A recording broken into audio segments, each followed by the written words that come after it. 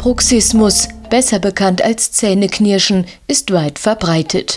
Schätzungen zufolge knirscht jeder Fünfte mit den Zähnen, vorwiegend nachts. Aber auch tagsüber verkrampfen immer mehr unwissentlich ihre Kiefermuskulatur. Nur selten liegt dem Bruxismus eine organische Ursache zugrunde. In den meisten Fällen ist es ein Stressphänomen, wie der Diplompsychologe Lothar Niepoth aus München erklärt.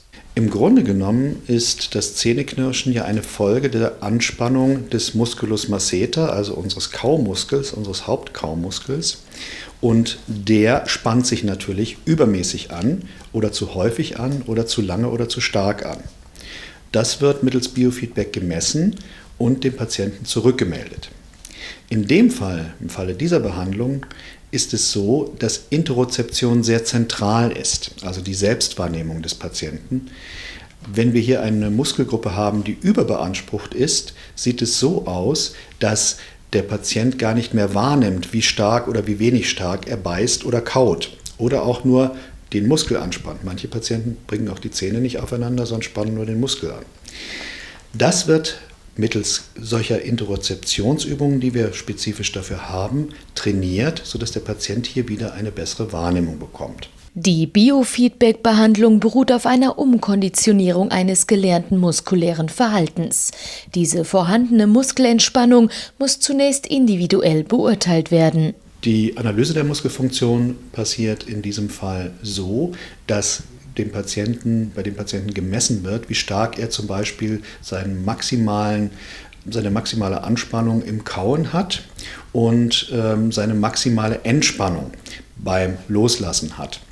Diese beiden Eckpunkte werden gemessen und es wird versucht, dann zwischenzeitlich andere vorgegebene Anspannungsmaße beim Muskelbiofeedback sind das ja objektive Maße, das heißt Mikrovolt, man kann das vorgeben, wie er da anspannen kann und ob er da zum Beispiel eine Anspannung halten kann. Das heißt aber auch Zwischenstufen noch beherrscht. Das wird dann trainiert. Bei Biofeedback ist der Patient aktiver Teil des Heilungsprozesses, erklärt der Experte. Sehr wichtig ist beim Bruxismus, beim Zähneknirschen, dass der Patient merkt, wenn er anfängt zu knirschen oder den Muskel anzuspannen. Das heißt, da muss schon angesetzt werden, wann beginnt es. Das ist einfacher bei Menschen, die tagsüber knirschen. Nachts ist es schwieriger, da ist die Behandlung etwas anders. Und wir würden da ansetzen, dass wir dem Patienten beibringen, zum Beispiel diese Anspannung umzulenken oder anders auszudrücken. Im Gegensatz zum täglichen Bruxismus ist der nächtliche Bruxismus ein bisschen schwerer zugänglich, weil dem Patienten ja nicht bewusst ist, wann er knirscht. Wenn er schläft, dann kann er es nicht merken. Da arbeiten wir mit Geräten, die wir teilweise mitgeben oder die von der Krankenkasse verordnet werden und wo der Patient in der Nacht ein Signal bekommt, wenn er über einer bestimmten Schwelle die Muskeln anspannt und knirscht. Das muss allerdings vorher genau untersucht werden und eingestellt werden, denn es hilft nichts, es einfach auf irgendeine Schwelle einzustellen, sonst wird der Patient zu häufig geweckt und dann bricht er die Behandlung ab. Auf diese Weise erlernt der Patient eine unbewusste Entspannung.